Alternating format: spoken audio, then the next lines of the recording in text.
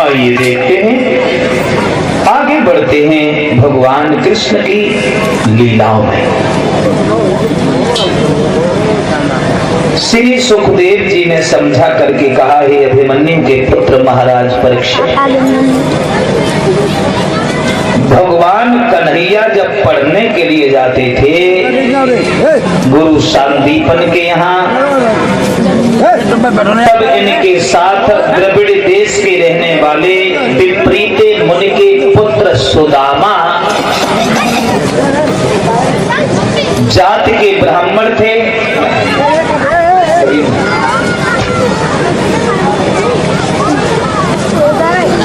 लेकिन भगवान के मित्र थे।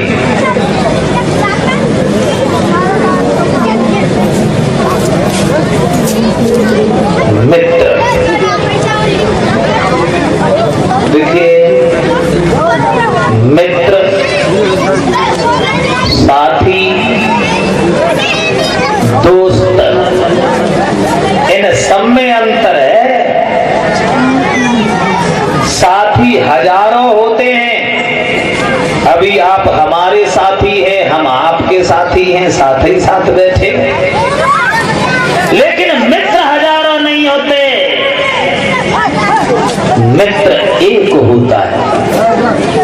मित्र कहते किसे हैं, मित्र की परिभाषा क्या है? तो तुलसीदास ने रामचरितमानस में प्रकाश डालते हुए कहा है, मित्र तो वो होता है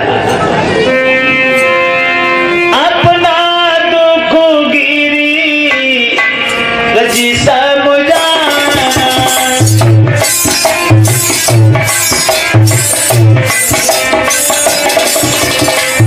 मित्र का दुख रजी मेरू समाना,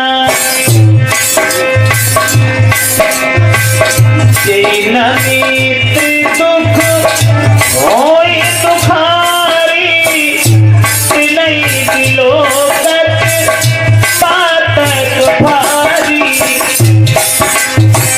सेवक सठ रस कृपन कुमारी, कपटी नेत्र शूल समाचारी।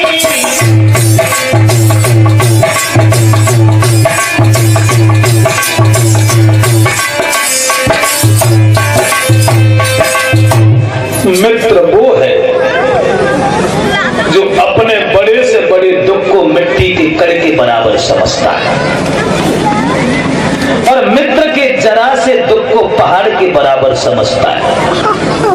मित्र को दुखी देख के जो दुखी नहीं हुआ नहीं है। सेवक सठन कृपन गुनारी, कपटी नेत्र शूल समाचारी। तुलसीदास जी कहते हैं, चार आदमी जिंदगी में कांटे के समान होते हैं। सेवक मूर्ख हो, कंजूस राजा, बदचलन स्त्री, और कपटी नेत्र शूल समाचारी। मित्र अगर कपटी है तो ये चारों कांटे के समान होते हैं।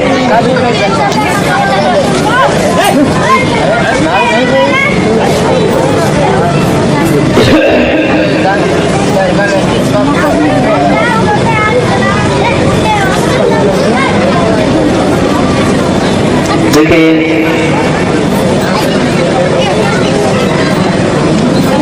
अगर किसी का किसी से प्रेम है,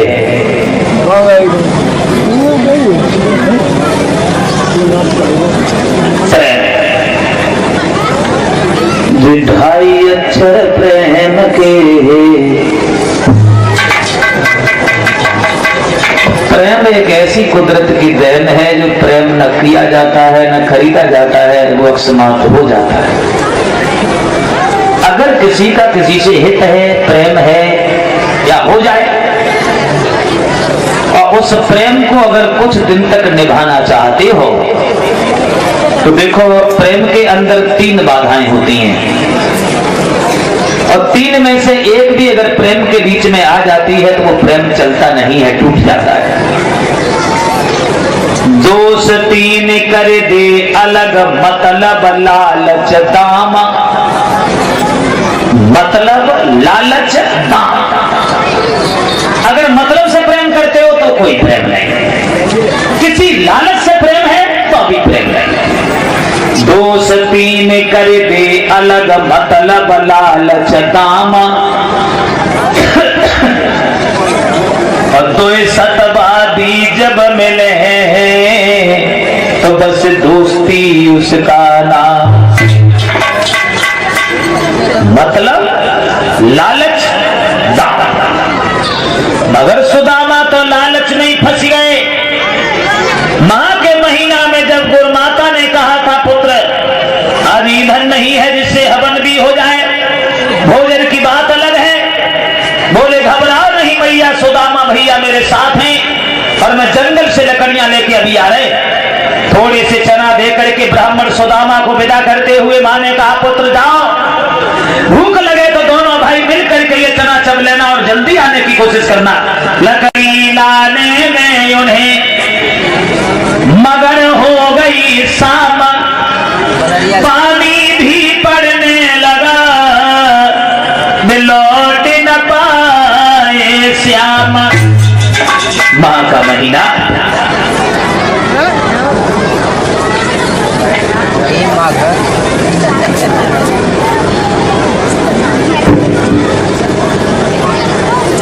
अब ऐसा हुआ जब रात हो गई, भूख लगी, सुदामा ने वही चना निकाली। एक बार तो दिमाग में आई कि कन्हैया को दे दे, फिर सोची ज्यादा है ना और कन्हैया को दे दे तो कुछ बचे ना है, बच्चा हो ये देखिए। देखो शायद आप लोगों ने कभी गौर की हो, फैसला करने वाला हमारी और आपके अंदर ही है। कोई भी गलत काम करो, कोई भी गलत काम करो, और गलत काम करने से पहले एक बार तो दिमाग में आता है छोड़ो और दोबारा अरे चलो देखेंगे कि क्या है। हर आदमी के अंदर दो आत्मा होती है, एक चेतना एक उपचेतना। चेतना अच्छी सलाह देती है, उपचेतना हमेशा फेंकती रहती है। अगर तुम कोई काम करते हो, उस काम को करते समय तुम्हारी आत्मा अगर तुम्हारा साथ दे रही है तो उस काम को कर डालो, उसका परिणाम कभी गलत नहीं हुआ। और काम करते समय ही अगर तुम्हारी आत्मा हिचकिचा रही है तो उसका नतीजा कभी अच्छा नहीं होता। किसी से मत पूछो कि हम करें कि न करें, खुद अपने आप से पूछो। तो सुदामा की एक बार तो दिमाग में आई कि कन्हैया को दे दे, फिर फंस गए लोग। ज्यादा है मुना तो चना लेकर सुदामा चबल लगे। चना कोई ऐसी चीज तो है ना जो चुपचाप चल जाएगा। मोहन ने कट कट शब्द सुना, बोले भैया क्या खाता है, कचू हुई तनिक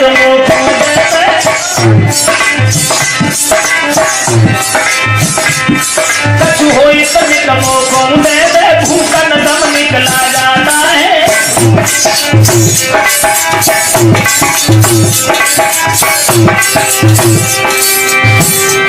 क्या खा रहे हो सुदामा? भूख लगी है मुझे भी, तुम आए हो तब से हम आए, कुछ हो तो हमें भी दे दो। तो थोड़े से चनों के पीछे सुदामा इतने लोग में फंस गए कि अपने मित्र से झूठ बोलिए।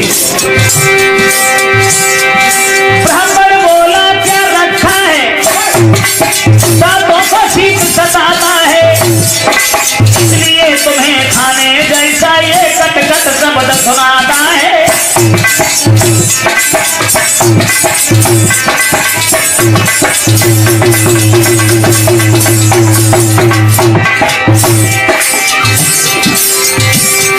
ब्राह्मण बोला क्या रखा है, दांतों को शीत सताता है, इसलिए तुझे खाने जैसा ये कट कट शब्द सुनाता है।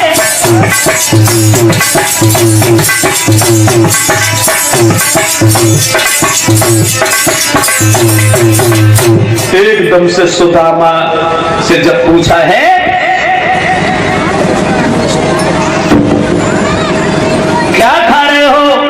सुदामा कहने लगी कोई चीज नहीं है खाने के लिए, सर्दी है ना, दांत बज रहे हैं, इसलिए तुम्हें ऐसा लगता है कि मैं कुछ खा रहे हैं। खाने के लिए कोई चीज होती तो हम पहले तुम्हें देते, उसके बाद में स्वयं खाते। कुछ नहीं है। कन्हैया सोचने लगी, बाजी बात, थोड़े से चनों के पीछे झूठ बोल रहे। भाइयों, कुछ लोगों का ये कहना है कि कन्हैया ने श्राप दे दिया था कि तुम निर्धन हो जाओगे, लेकिन मैंने ऐसा नहीं देखा है। गुरुमाता ने तो जरूर कहा था, कितने भी बचो सुदामा बच नहीं पाओगे, क्योंकि जो गुरु से कपट और मित्र से चोरी करता है उसकी आत्मा को कभी शांति नहीं मिलती है, उसकी आत्मा को कभी शांति नहीं मिलती है। गलत किया तुमने, अपने सखा से झूठ बोल। 64 दिन गुरु जी के पास रहे हैं। 64 दिन के बाद में श्याम अपने घर चले आए हैं, सुदामा अपने घर चली गई। शादी तो हो गई, लेकिन दिन प्रतिदिन सुदामा के ऊपर गरीबी आती चली गई। और भगवान न करे जो गरीबी कभों का उठे। गरीबी में कोई किसी का नहीं होता है, गरीबी में सब धक्का देते हैं, सब छोड़ देते हैं। हितकारी, व्यवहारी, परिवारी, रिश्तेदारी, सारी घरवारी सब छूट जाते। पैसा बिना माता पिता पूतकों कपूत कहे,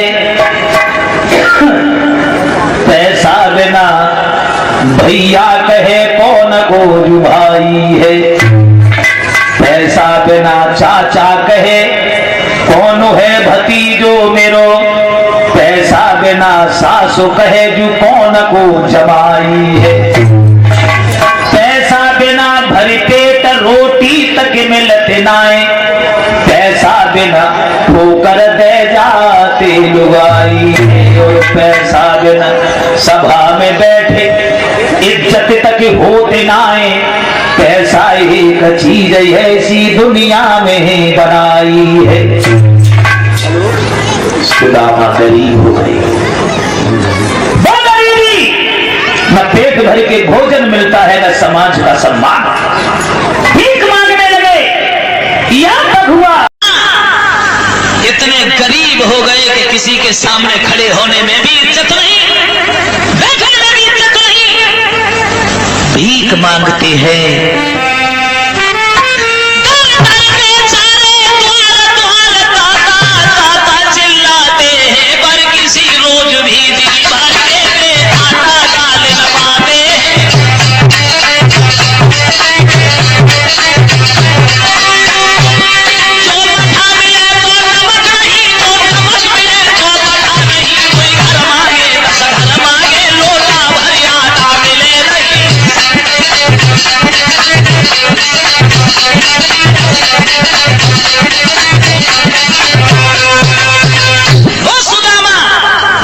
कुछ नहीं मिलता।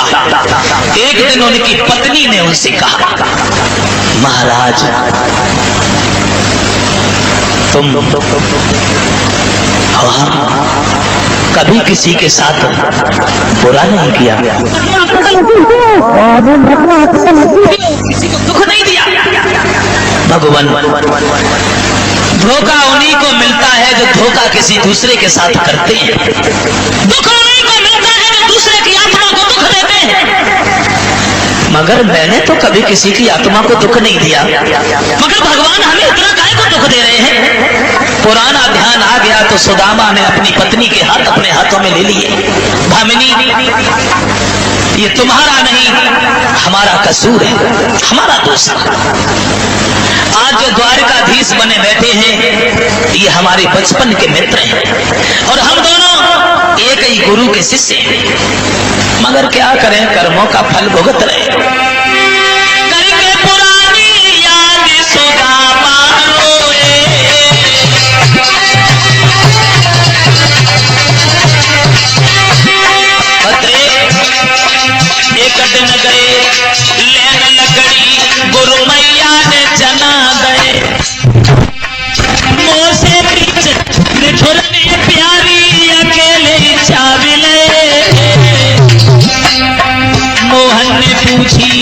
काठाए रहो मैंने उलटे जवाब थे ताई पाप से ओ प्यारी हबदी गरीब भये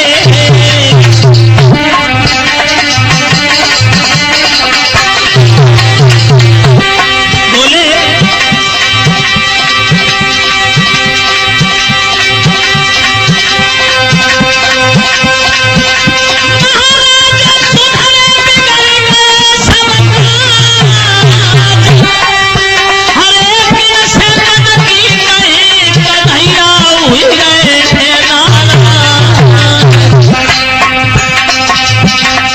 दुल्हनिया कैसे दीपन कटे रूठी गए हमसे बनवा प्यारी कैसे दीपन कटे रूठी गए हमसे गिरता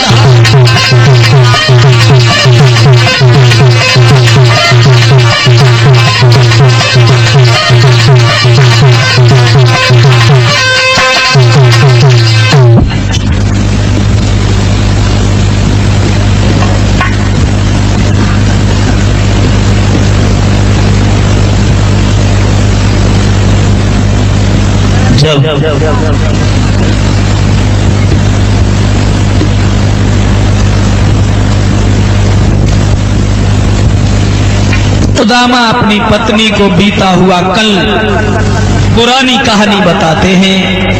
आज जो द्वारका के राजा बने बैठे हैं,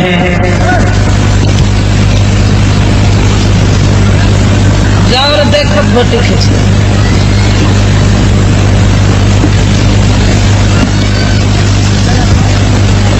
तो बोली है महाराज तुमने बड़ा बुरा किया, भगवान से छल करने के बाद जिंदगी में सुख चाहते हो, गलत किया तुमने, गलत किया। इसलिए मैं तुमसे एक विनती करना चाहती हूँ, तुम दीन बंधु की शरण में चले जाओ, धन मत मांगना, उनसे दौलत नहीं मांगना, केवल भूल की माफी मांग लेना, इतना बहुत है। चले जाओ महाराज, कृष्ण के द्वार पे चले जाओ। कहने लगे भामिनी अब मैं कहीं नहीं जाऊंगा, और जाऊंगा तो कैसे मुंह दिखाऊंगा उन्हें, मैं तो उनके सामने खड़े होने के लायक नहीं रहे। भामिनी इधर उधर से भीख मांग लाते हैं, इसी से पेट भरता रहता है, जीवन गुजर जाएगा, क्या करना। कहने लगी महाराज इधर उधर के द्वार से भगवान का द्वार अच्छा है, और वो द्वार तो वो द्वार है जिस द्वार पे हर किसी का अधिकार है। चले जाओ श्रीमन, चले जाओ।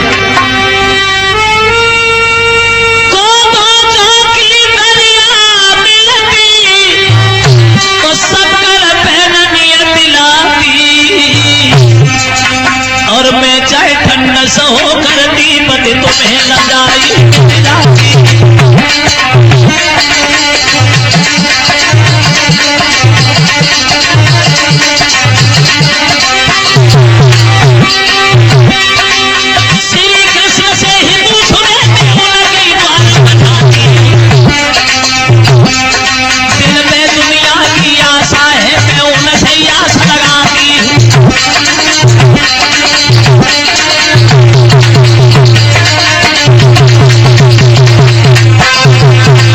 जवाब दिया।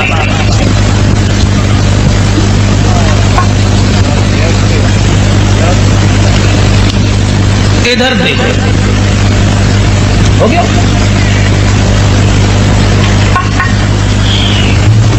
जब कहा कि चले जाओ द्वारका, सुदामा बोले ऐसे कैसे जाऊं, अरे गुरु के घर, पिता के घर और मित्र के घर कभी खाली हाथ किसी को नहीं जाना चाहिए, कुछ न कुछ लेके जाना चाहिए। इसलिए मैं क्या ले जाऊंगा।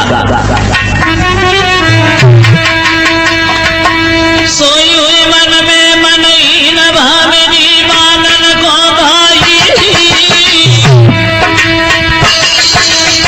बाजी बा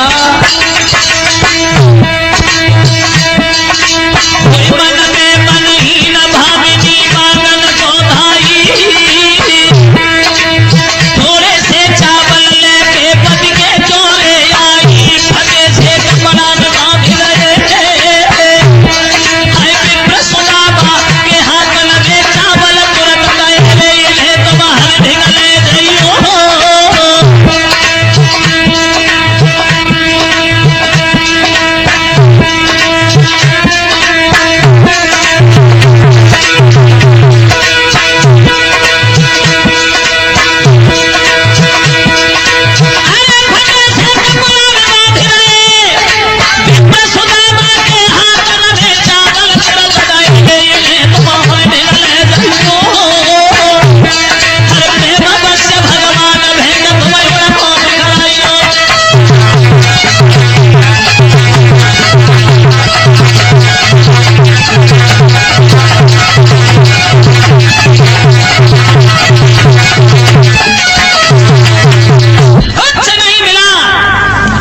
2-3 मुट्ठी चावल मिल गए। वही ला करके अर्धांगिनी अपने पति को फटे से कपड़ा में बांध करके पकड़ाती है, हाथ जोड़ के कहती है भगवान ये चावल लिए जाओ, भगवान को भेंट में देना, कहना तुम्हारी भाभी ने तुम्हें बुलाया है। घनश्याम सो नमस्ते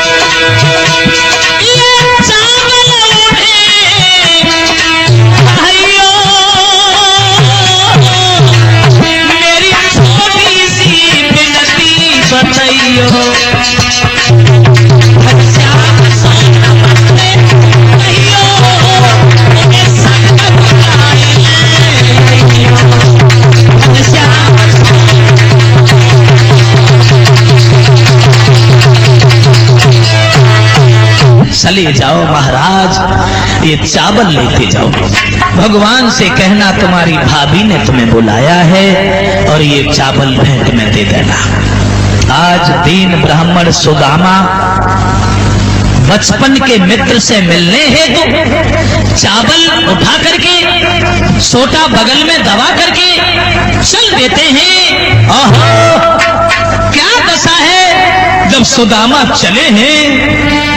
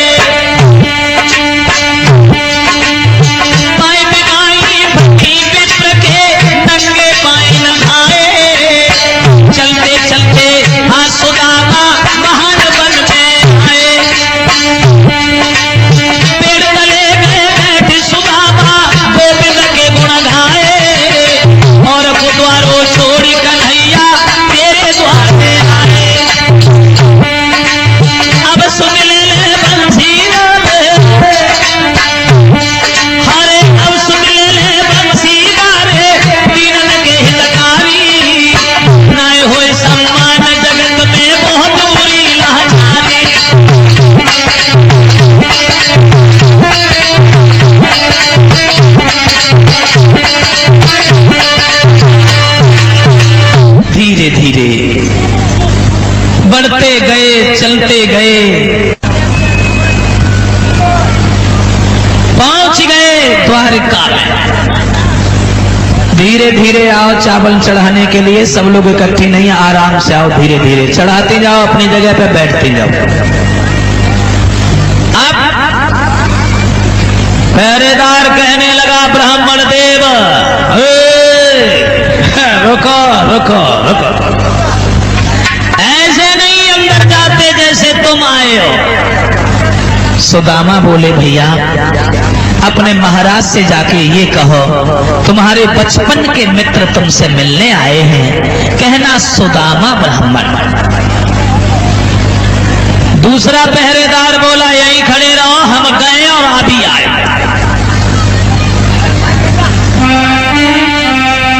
विनय सहित विप्र से मिला चतुर दरबार,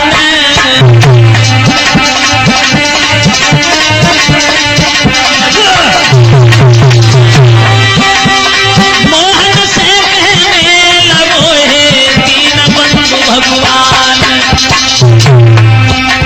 पहरेदार भगवान से बोला है द्वारे पर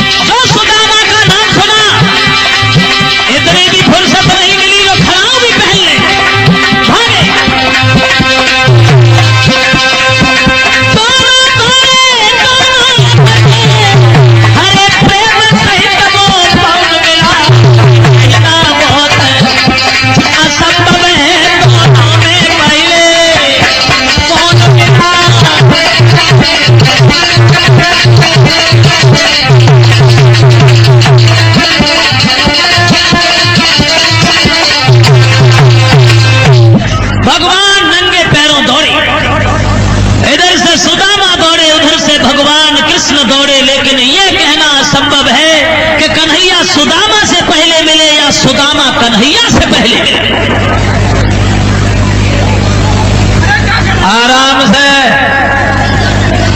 बसात खाने की दुकान नहीं लगी है, धीरे धीरे चढ़ाओ, बैठ जाओ, डकैती का एक दूसरे। सुदामा की जेठ भर ली भगवान ने लेके सिंहासन पे बिठा दिया। पुराना ध्यान आ गया तो भगवान की आंखों में आंसू बह आए। देख सुदामा की दीन दशा, करुणा करके करुणा निधि रोए, हाय महा दुख पाए सखा, तुम आए इते न किते दीन खोए। सुदामा की दशा देख के भगवान रोने लगे, लेकिन सुदामा कन्हैया के ठाठ देख के जो चावल भेंट में देने के लिए ले गए थे, वो चावल और भीतर दबा गए। वाह भाई वाह, ये तो बहुत बड़ा राजा हो गया, इसे चावल कैसे देंगे भेंट में? छोड़ो, नहीं देंगे, जैसे लाए वैसे ही लौटा ले जाएंगे। कन्हैया पूछने लगे, सुदामा भैया मेरी भाभी ने मेरे लिए कुछ भेजा है क्या? सुदामा बोले, 6 दिन घर में भोजन नहीं बनता, क्या रखा था तुम्हारी भाभी के पास जो भेज देती? कन्हैया बोले, इसका मतलब है कि पुरानी आदत में अभी तक कोई सुधार नहीं है। झपटा देके चावलों की पोटली छीन ली, ऐसा ही नहीं,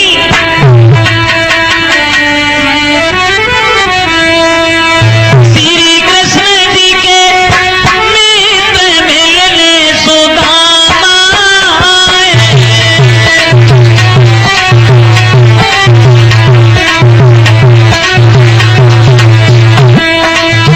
बैठती जाओ, चावल चढ़ा के बैठती जाओ, ये चावल फेंको नहीं।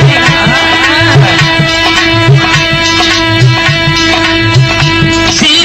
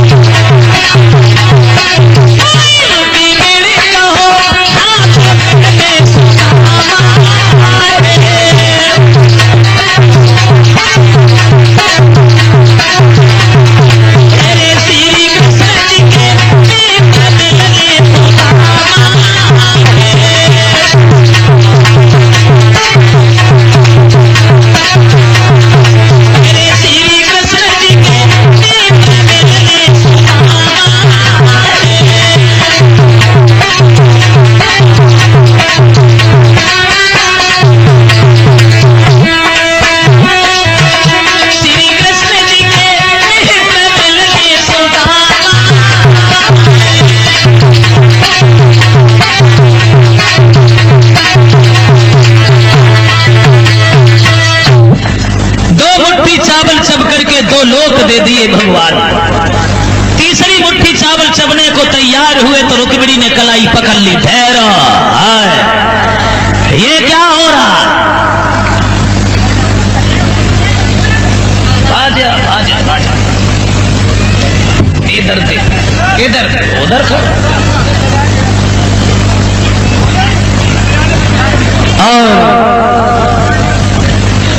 अच्छा अच्छा चलो।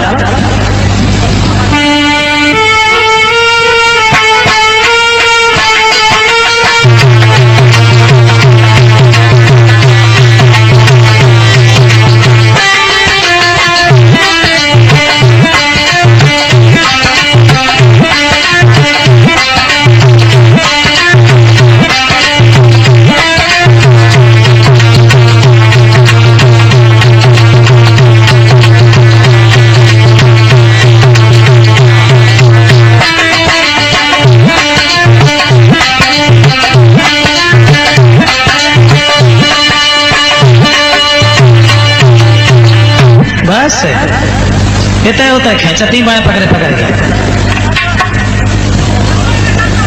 तो जब दो मुट्ठी चावल चबने के बाद दो लोग दे दिए, तीसरी मुट्ठी चावल चबने को तैयार होते हैं तो रुक्मिणी कलाई पकड़ लेती है। महाराज, एक भिखारी को तीनों लोगों का राजा बना रहे हो और खुद भीख मांगने की इच्छा बन गई क्या? भगवान बोले, रुक्मिणी गलत किया तुमने, बुरा किया। आओ हमारे संग चले हो।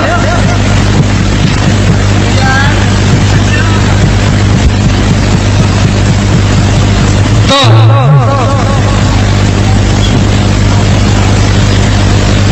विश्वकर्मा से भगवान ने कहा, जाइए, जिस तरह द्वारिका बनी है उसी तरह द्रविड़ देश में सुदामा की झोपड़ी की जगह पर बढ़िया बढ़िया महल बनाइए।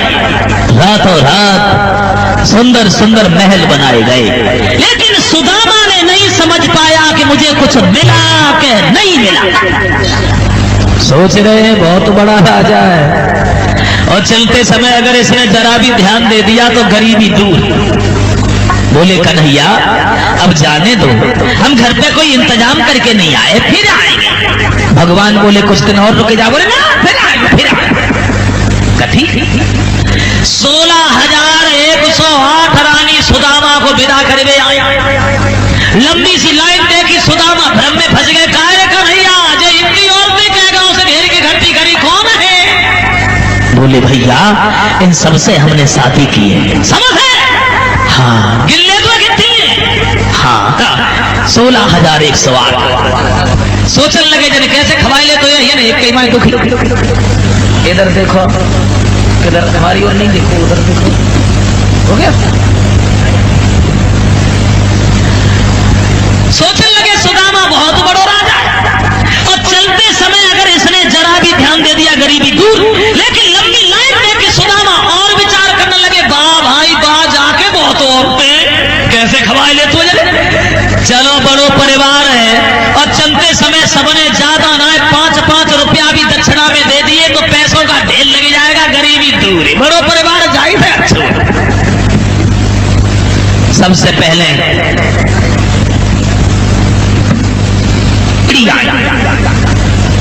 आप तो कभी नहीं आते हो, कभी कभी घूम जाया करो, आपका ही घर है। नमस्ते।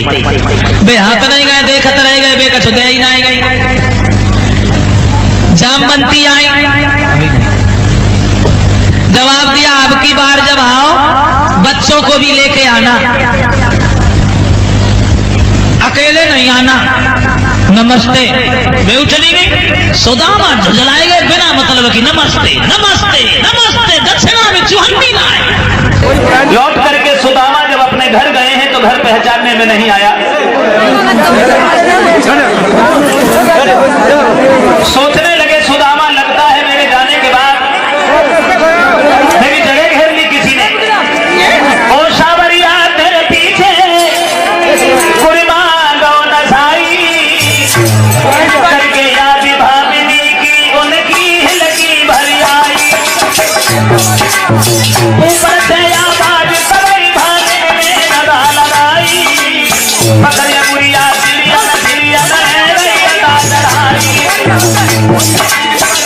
पत्नी को पहचाना तो सुदामा असमंजस में फंस गए और पूछने लगे ये मकान किसका है? तो बोली है सब महाराज की देन है। विचार किया है दीन बंधु हमें माफ करना, चलते समय भी हम तुमसे सीधे नहीं बोले। महाराज भक्त की नैया लग गई पर धन्य धन्य जगदीश तुम्हारी लीला कर ले भजन भगवान का नुकसान नहीं होगा, प्यार से मुलाकात वो है रात नहीं होगा, कर ले भजन भगवान का नुकसान नहीं होगा। सुदामा की गरीबी को इस तरह से दूर किया है भगवान ने। ये 101 रुपया बबलू डीसी यादव ग्राम रामनगर के रहने वाले हैं, उन डीसी यादव और बबलू उनकी तरफ से 101 रुपया हमारे करीब आए। अब हुआ ऐसा, थोड़ी शांति मात्र 2 मिनट के लिए, ज्यादा समय नहीं लूंगा। तक्षक नाग परीक्षित को डसने के लिए भागा है, परीक्षित के गुरु धनवंतर जिंदा करने दौड़े हैं। चालाकी से तक्षक ने धनवंतर को पीठ में डस लिया। चेला सब रोने लगे हैं, धनवंतर समझाने लगे हैं। अंत में धनवंतर का प्राणांत हो गया। चेलों ने थोड़े थोड़े आमिष को लेकर के रंधने के लिए रख दिया, लेकिन तक्षक ने वो सब हड्डियां गंगा जी में फुकवा दी, सब डूब गई। एक बंगाल में पहुंच गई। बंगाल की एक स्त्री अपने पति से नाराज, बंगाल में लौट करके उसने हर स्त्री को जादू सिखा दिया। इस तरह जादू हमारे उत्तर प्रदेश से बंगाल में चला गया। तक्षक नाग परीक्षित को डसने के लिए फूल बन गया। माली ने फूल समझ करके परीक्षित को दिया है। मगर नाक तक फूल जाते जाते आप पहुंचा कालमई पटका। तक्षक द्वारा देहांत हुआ वहां पर सम्राट परीक्षित का।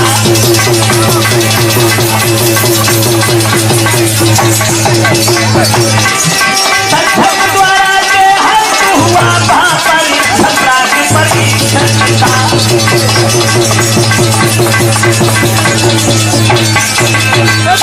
तक्षक ने परीक्षित को नाक में डस लिया। जिनके लिए विमान आता है, जिस पर बैठ करके स्वर्ग धाम के लिए प्रस्थान करते हैं। बोलिए परीक्षित महाराज की। और इसी के साथ साथ सभी ग्रामवासियों से, क्षेत्रवासियों से, दूर दूर से आए हुए हमारे सभी महानुभाव, माफ करें, कथा तो करिए।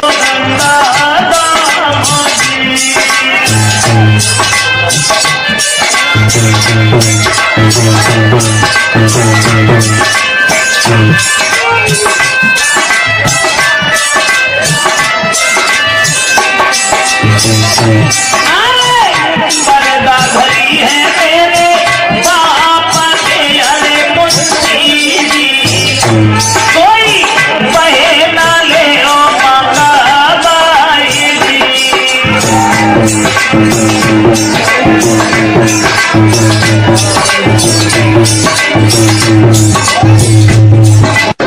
सामने भैया, चलो नेक्स्ट पकड़ लो।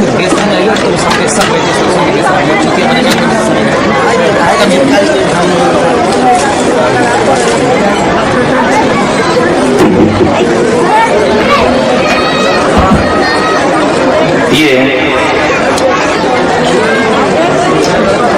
100 रुपया हमारे पास विशाल की मां, 51 रुपया सुनील राजपुर जलेसर, 100 रुपया रघुवीर सिंह, ये गीना के रहने वाले हैं। 50 रुपया किशन लाल, 100 रुपया दिनेश जावड़ा के।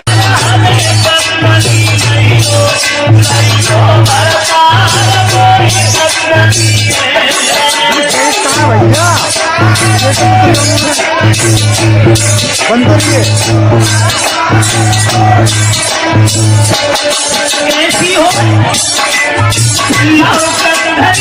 सोने की रंगूना वजन है, गली में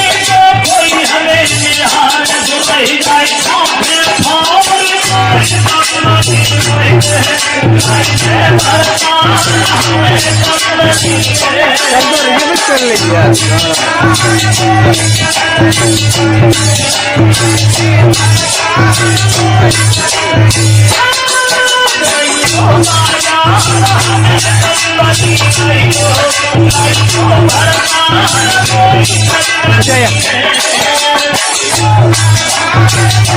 हो गया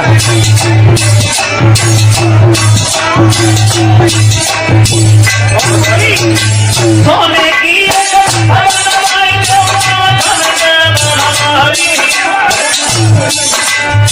देखने तो प्यारी लागे